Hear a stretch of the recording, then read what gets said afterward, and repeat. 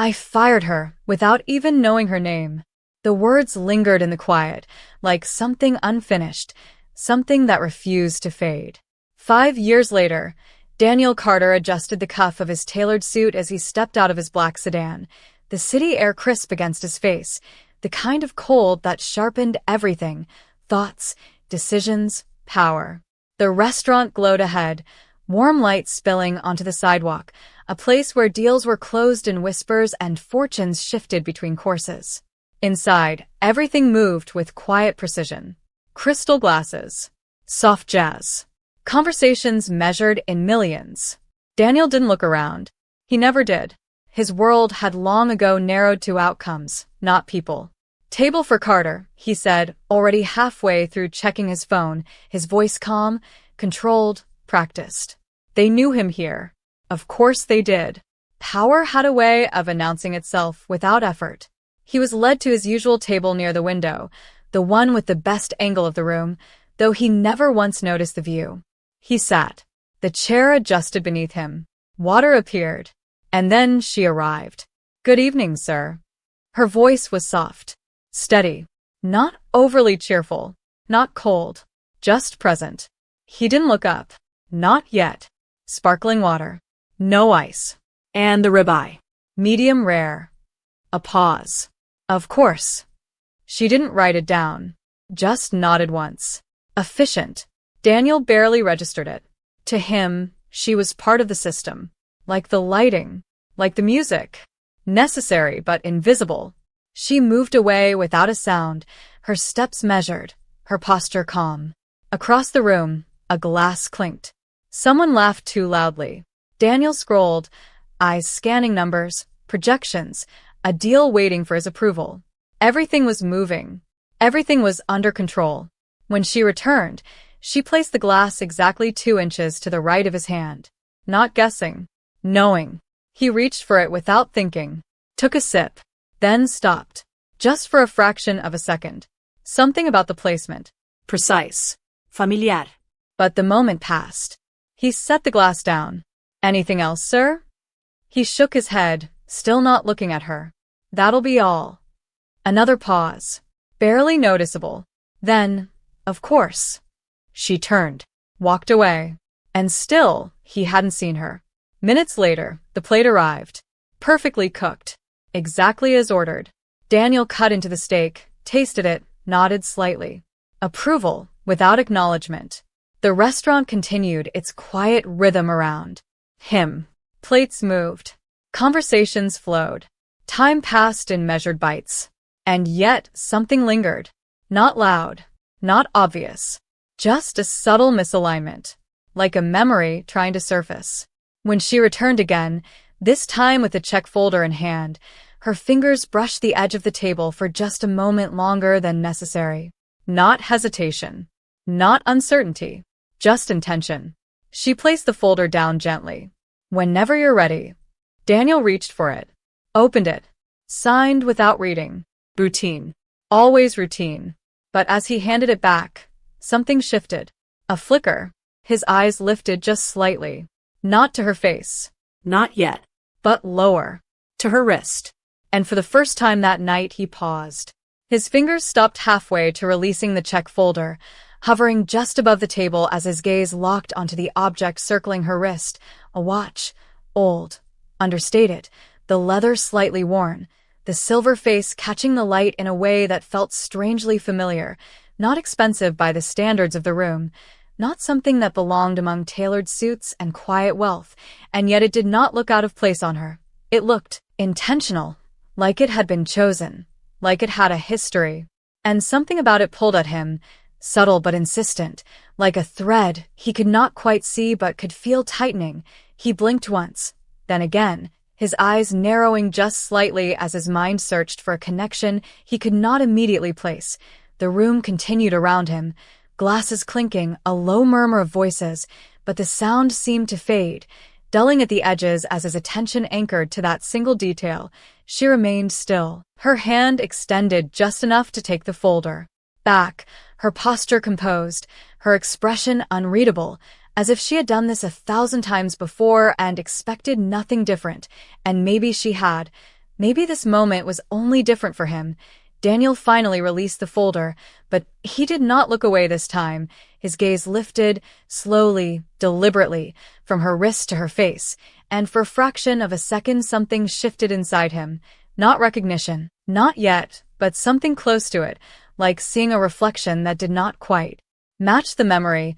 Her eyes met his, calm, steady, without hesitation, and there was no flicker of surprise there, no curiosity, just a quiet awareness. As if she had already seen this moment before it happened. "Is there anything else you need, sir?" she asked, her voice the same as before, even controlled, but now he heard it differently. There was something beneath it, something restrained, not emotion exactly, but depth, like a second layer he had missed the first time. Daniel leaned back slightly in his chair, studying her now. Really studying her. The way her shoulders remained relaxed, the way her gaze did not drop, the way she did not rush to fill the silence, and the silence stretched, not awkward, not forced, just present. And for the first time that evening, Daniel felt it, the absence of control, not in the room, not in the situation, but in his understanding of it, because something was off, something did not align with the neat, predictable patterns he was used to. "That watch," he said finally, his voice quieter than before, less certain. "Where did you get it?" The question hung between them, simple on the surface, but heavier underneath. She glanced down at her wrist for a brief moment, as if acknowledging the object for the first time that evening, then looked back at him, her expression unchanged. "It was a gift," she replied. No elaboration, no story, just that, a complete sentence that somehow explained nothing. Daniel frowned slightly, not out of frustration, but out of curiosity that had not been satisfied, because the answer felt deliberate, like a door closed just before he could step through it. He leaned forward, resting his forearms on the table, his attention now fully on her, the phone forgotten, the deal waiting somewhere else, because this, whatever this was, had taken priority without his permission. "From who?" he asked, and for the first time, there was a hint of something in his tone, not authority, not command, but something closer to need, and this time, when she paused, it was not subtle, it was intentional. A breath held just long enough to be noticed, her eyes did not leave his, and when she spoke, her voice softened, not in weakness, but in precision, from someone who did not think it mattered, and the words landed quietly, but they did not fade, they stayed, settling into the space between them, and Daniel felt it, a shift, small but undeniable, like the first crack in something he had always assumed was solid. The words did not leave the table. They stayed there, quiet but heavy, pressing into the space between them as if they belonged to something unfinished, and Daniel felt it, not as a clear memory, not as recognition, but as discomfort, the kind that comes when something familiar refuses to reveal itself completely. He leaned back slowly, his eyes still on her, searching now, not just observing. And for the first time that evening he noticed more than the uniform, more than the role. He noticed the way she stood without shifting her weight, the way her hands rested naturally at her sides, steady, unhurried, and the way her gaze did not carry expectation, not even curiosity, as if she had already decided what this moment meant and did not need anything more from it. "That is a strange answer," he said, his voice softer now, less controlled, less certain, and she gave a small nod, almost acknowledging the truth of it without expanding. "It usually is," she replied, and the calm in her tone only made it more unsettling, because there was no attempt to impress, no attempt to explain, just a quiet acceptance of something he clearly did not understand yet. Daniel exhaled slowly, his fingers tapping once against the table before going still again, a habit he had not noticed in years. And then, without fully intending to, he asked, "Have we met before?" The question felt obvious the moment it left his mouth, but also incomplete, like asking the wrong question in the right moment. She did not answer immediately, and the pause stretched just enough to make him aware of it. Her eyes studied him, not intensely, not aggressively, just precisely, as if she was measuring something he could not see, and when she finally spoke, her voice carried the same quiet steadiness. "Yes," she said, and nothing more, no explanation, no detail, just a single word that landed with more weight than a full story. Daniel's brow tightened slightly, confusion settling in now, more defined, more insistent, because that answer should have clarified something, but instead it opened a gap, a space where his memory should have been, and he could feel it, just out of reach, like a name on the tip of his tongue. Where? He asked, leaning forward again, his attention fully captured now, completely pulled away from everything else in the room. She tilted her head slightly, not in uncertainty, but in consideration, as if deciding how much of the truth to offer. "You were in a hurry," she said, her words slow, deliberate. "You usually were," and something about that phrasing, the quiet certainty of it, struck deeper than it should have, because it was not an accusation, not even criticism, it was simply observation, and that made it harder to dismiss. Daniel's mind moved quickly now, scanning through meetings, offices, events, faces that blurred together over years of constant motion, but none of them settled. None of them matched the calm presence standing in front of him, and yet the feeling remained, stronger now, more insistent.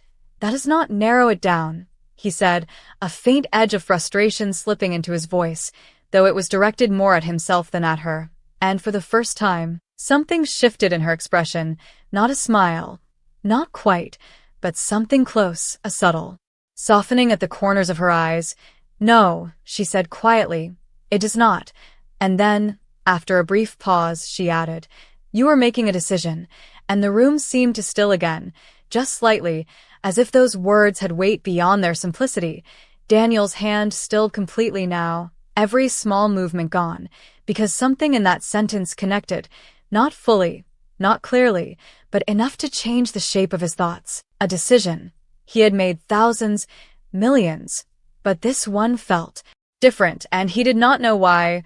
"What kind of decision?" he asked, his voice lower now, more careful, as if the answer mattered more than he was ready to admit, and she held his gaze for a moment longer before responding, her voice steady, precise, and impossibly calm. "The kind that changes someone's life." And this time, the silence that followed was not empty, it was full, filled with something he could not yet name, but could no longer ignore. The sentence did not echo, it settled, heavy and precise, and Daniel felt something shift deeper this time. Not just curiosity, not just discomfort, but a quiet pull, like a door inside his memory had moved slightly, just enough to let something through. He straightened in his chair without realizing it, his attention no longer divided, no longer distracted. The restaurant, the deal, the phone, all of it faded into the background as if none of it held weight compared to this single thread he was now trying to follow.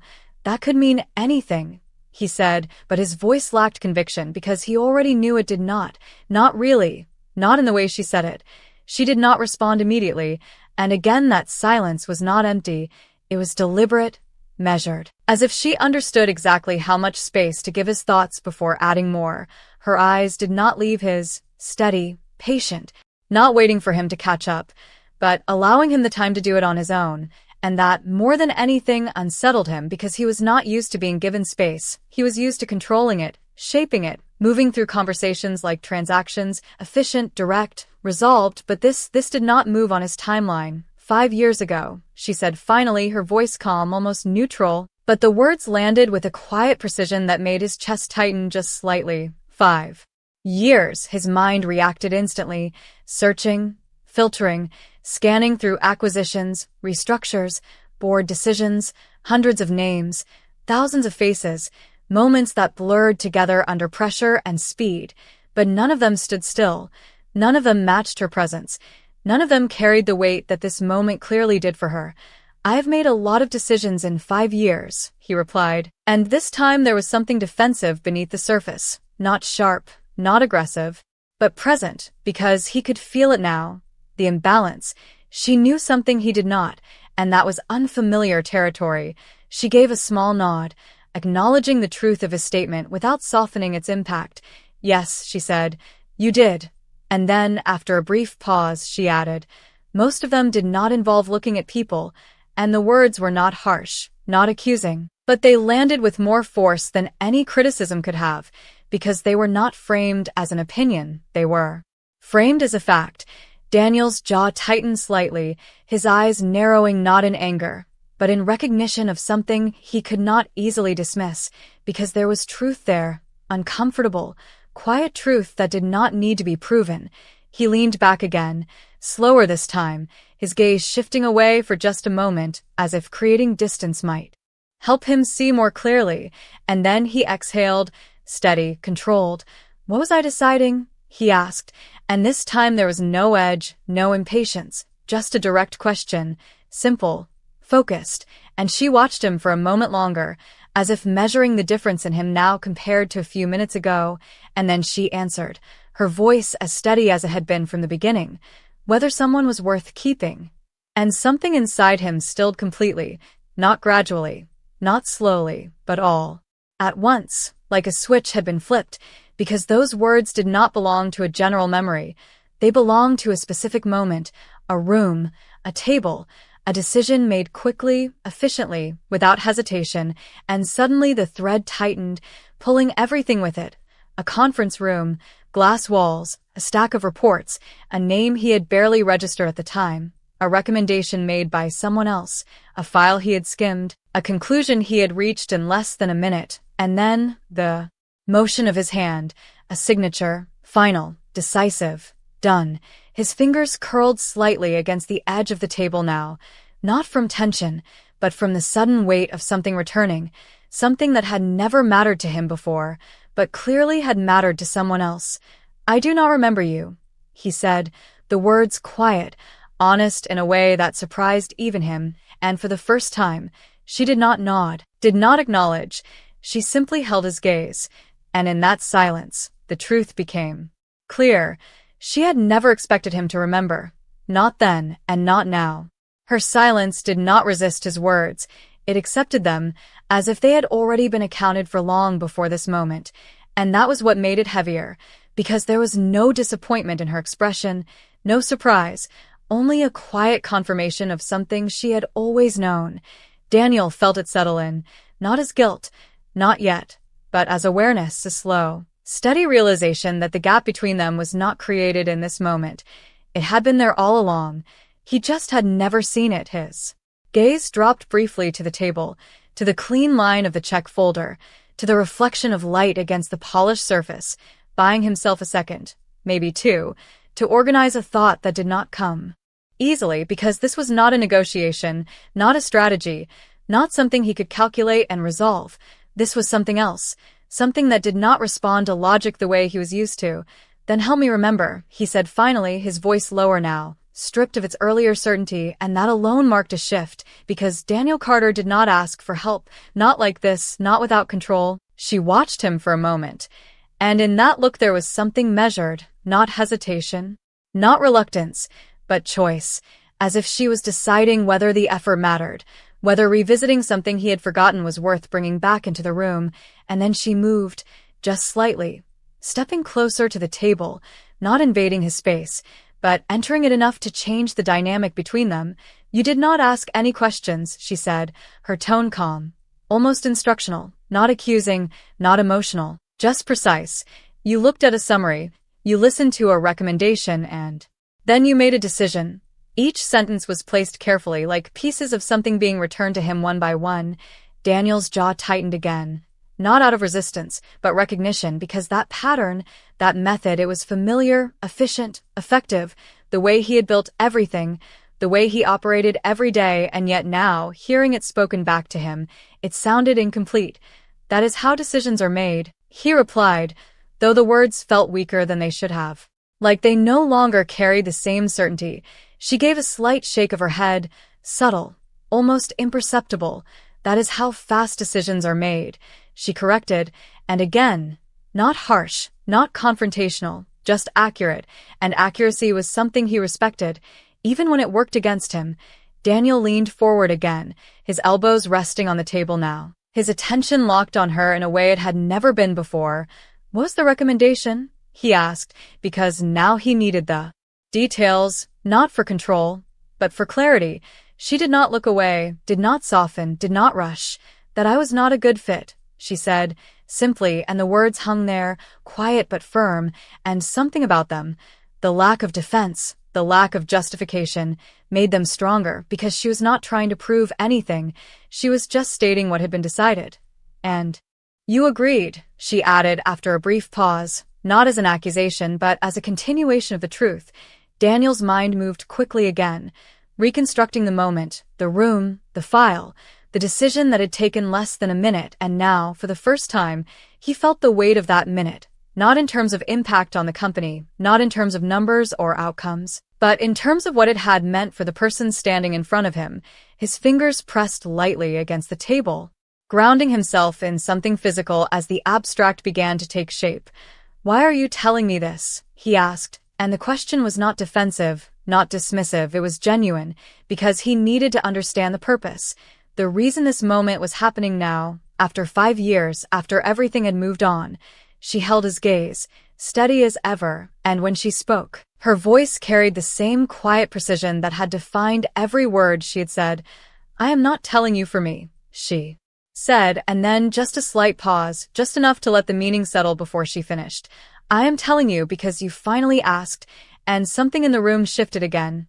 Not visibly, not dramatically, but enough that Daniel felt it, a change in weight, a change in perspective, as if the conversation had crossed a line he had not realized was there, and for the first time that night, he understood that this was not about the past, it was about what he had chosen not to see. The words did not ask for a response, they did not demand agreement, they simply remained, steady and undeniable, and Daniel felt something settle inside him. Not sharply, not suddenly, but with a quiet weight that refused to be ignored, because for the first time in a long time, he was not ahead of the moment, he was inside it, and that was unfamiliar territory. His gaze dropped again, not out of avoidance, but out of thought, real thought, the kind that did not rush to conclusions, the kind that did not skip steps, and he could feel the difference, subtle but undeniable. As if something in him had slowed down just enough to actually see what was in front of him, his hand moved slightly, fingertips brushing the edge of the table, grounding himself again, a habit he had not needed before tonight. "And what would you have said?" he asked after a moment, his voice quieter now, stripped of the confidence that usually defined it. "If I had asked back then?" The question hung there, simple, but heavier than anything he had said so far, because it carried an admission within it, an acknowledgement that something had been missing. She did not answer immediately, and again that pause was not hesitation, it was consideration, as if she was weighing not just the words, but the value of them now. After everything had already happened, her eyes shifted slightly, not away from him, but through him, as if looking past the present moment into something that had already been decided years ago.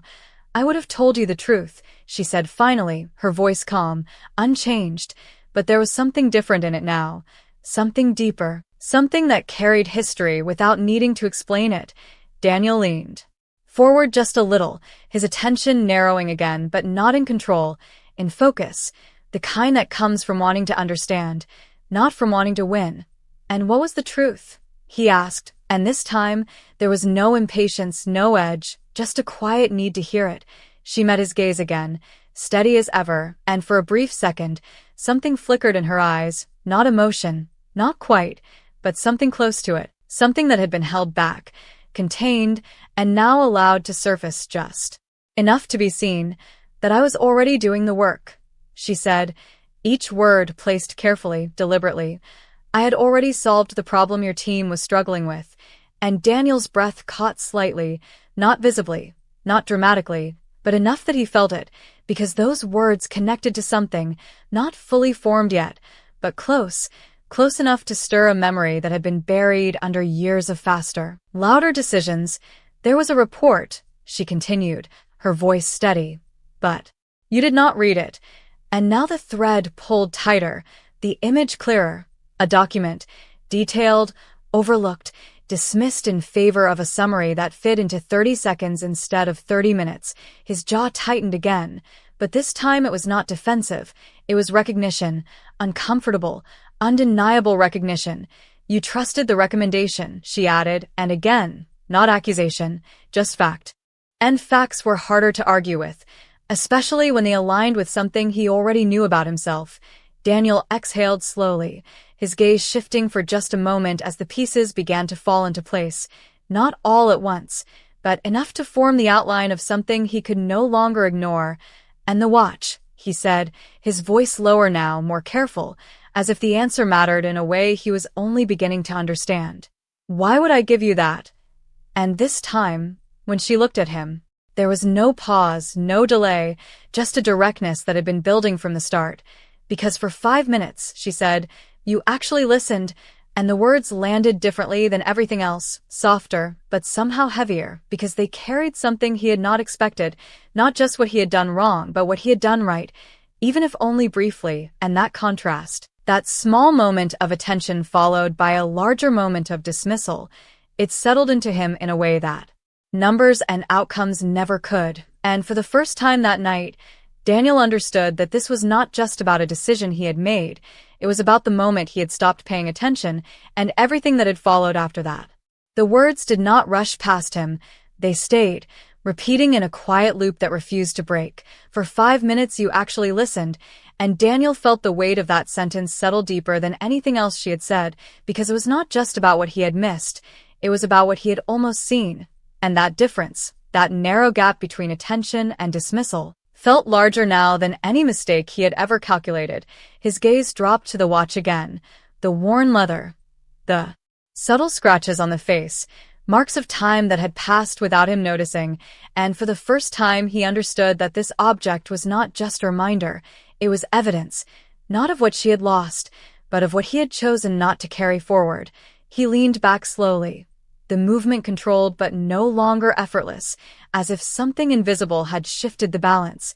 "I remember the meeting," he said, more to himself than to her, the words forming carefully, pulled from a place that had been buried under layers of faster decisions and louder priorities.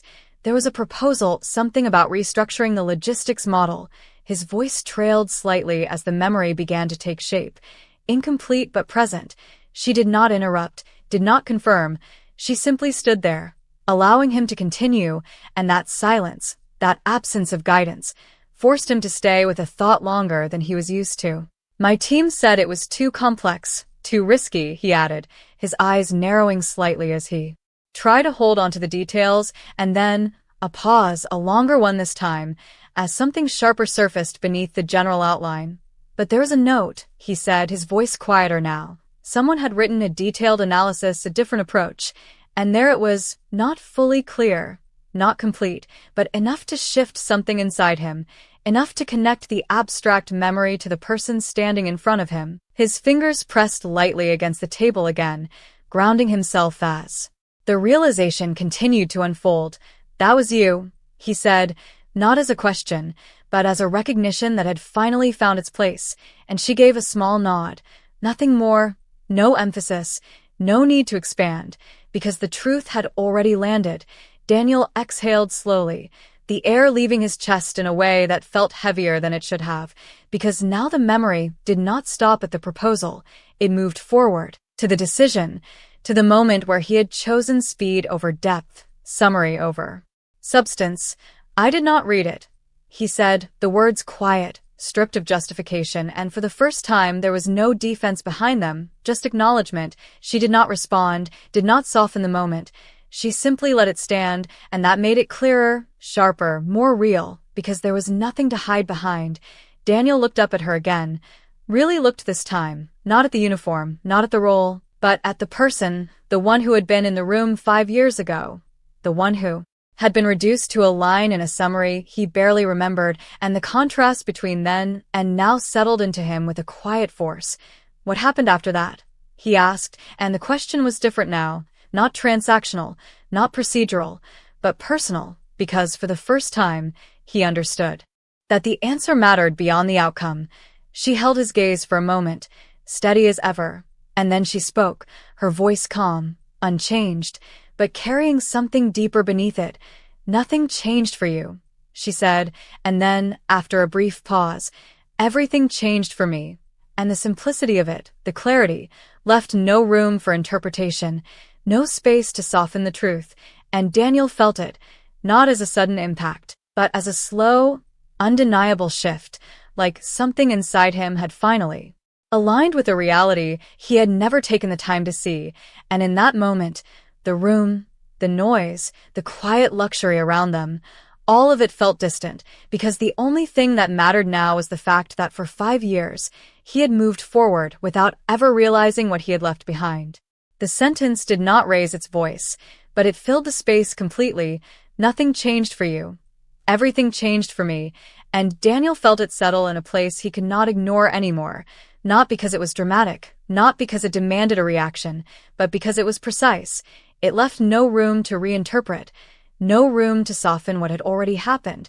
He sat there for a moment, longer than he usually allowed himself, his hands still, his thoughts no longer moving ahead to the next decision, the next outcome, but staying here, anchored in a moment that had already passed 5 years ago but was only now becoming clear.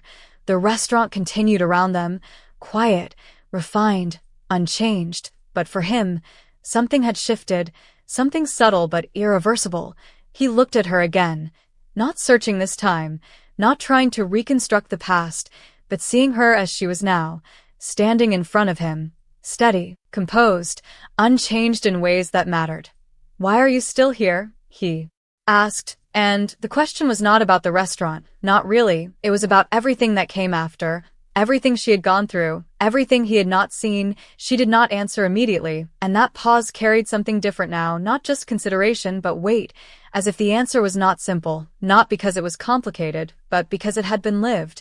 "Because this is where I chose to start again," she said, her voice calm, grounded, and there was something in it that did not ask for sympathy, did not ask for recognition. It simply stated a fact. Daniel frowned slightly, not in confusion, but in thought, because the answer was not what he expected. It did not carry resentment. It did not carry blame. It carried something else, something quieter, something stronger. "After everything?" he asked, and there was a hint of something in his voice now, not disbelief, but curiosity shaped by a perspective he was only beginning to understand. She gave a small nod, her gaze steady. "After everything," she repeated, and then, after a brief pause, she added, "What happened to me was not the end of my work, it was the end of where I was doing it."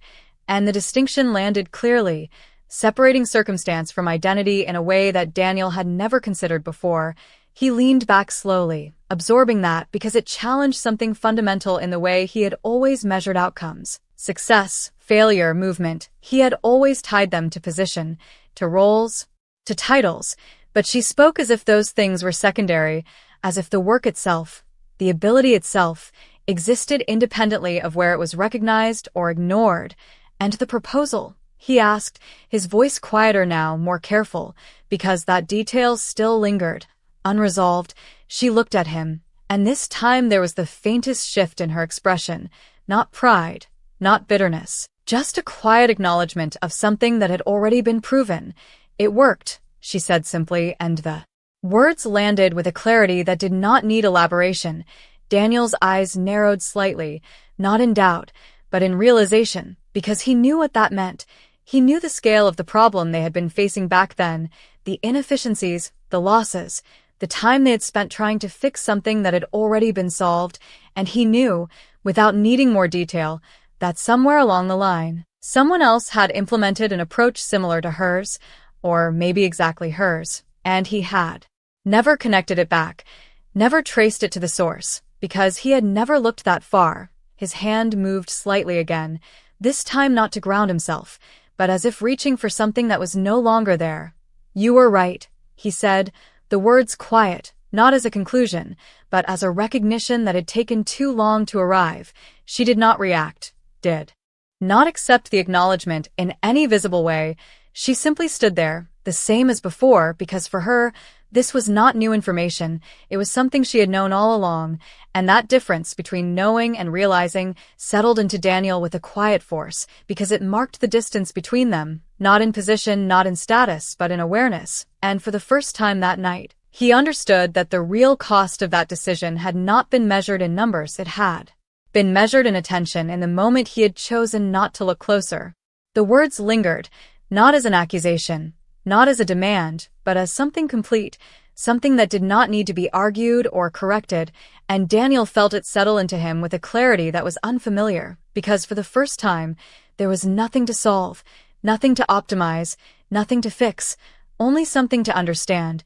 He sat there, still, the quiet of the restaurant returning around him. But it no longer felt the same. The light, the sound, the movement of people, all of it carried a different weight now, as if the world had not changed, but the way he saw it had shifted just enough to make everything else feel different. He looked at her again.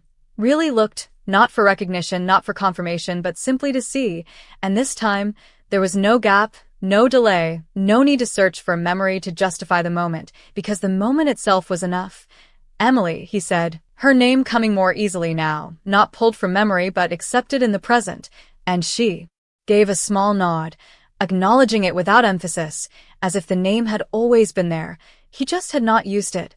I was wrong, he said, the words quiet, direct, and without condition, and for a brief second, the air between them stilled, not because the words were dramatic, but because they were rare, not in language, but in truth.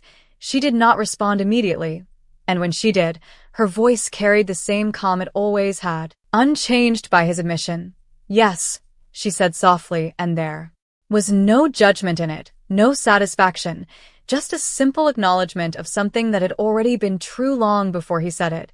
Daniel exhaled slowly, the breath leaving him in a way that felt heavier, but also clearer, as if something had been set down, something he had not realized he was carrying.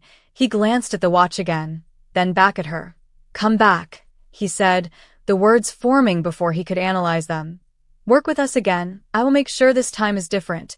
And there it was, the instinct, the solution, the attempt to correct the past with an offer shaped like the future, familiar, structured, logical, and for a moment it almost sounded right, but as soon as the words settled, he knew something about them did not fit. Not here, not now. She looked at him, and for the first time, there was something that resembled a smile, not wide, not bright, but quiet, almost reflective. You already made sure it was different, she said, and the meaning of it did not land immediately. It unfolded, slowly, as if it needed space to be understood. Daniel frowned slightly, not in confusion, but in thought, because he could feel the answer forming, just beneath the surface. How? He asked, and his voice was softer now, not searching for control, but for clarity. She glanced around the room briefly, the tables, the movement, the quiet rhythm of people being served, and then back at him. Because I did not stop doing the work, she said, and the words carried something steady, something grounded, something that did not depend on his recognition or approval. I just stopped waiting for you to see it, and this time, the silence that followed was different, not heavy, not tense, but full, complete in a way that did not require anything more. Daniel felt it settle in, the final piece, not as a realization that changed everything, but as one that clarified what had always been there. He nodded once, slowly, not as agreement but as understanding, and for the first time, it was not about fixing what had happened, it was about seeing it clearly, without distortion, without excuse, without delay. She stepped back then, just slightly, returning to the space she had occupied before, not distant, not removed, just complete. Have a good evening, Mr. Carter, she said, her tone the same as when the night began, professional, calm, unchanged, and yet everything about it felt different now, because he heard it differently. He watched her walk away, not as a figure moving through the room, but as a person with a story he had almost missed entirely, and he did not call her back, did not stop her, did not try to extend the moment beyond what it was, because for once, he understood that some things were not meant to be corrected, only understood. He sat there for a while after she left, the untouched glass of water beside him, the quiet hum of the restaurant continuing as if nothing had happened. But for him, something had, something small, something quiet, something that would not show up in reports or outcomes, but would remain subtle and persistent in every decision that followed. And as he finally stood to leave, his gaze lingered for just a moment longer on the space where she had been, and in that moment, the lesson settled fully, not as a rule, not as a strategy, but as something simpler, something quieter, something that did not need to be repeated to be remembered. That respect does not begin when you are impressed, it begins when you choose to look.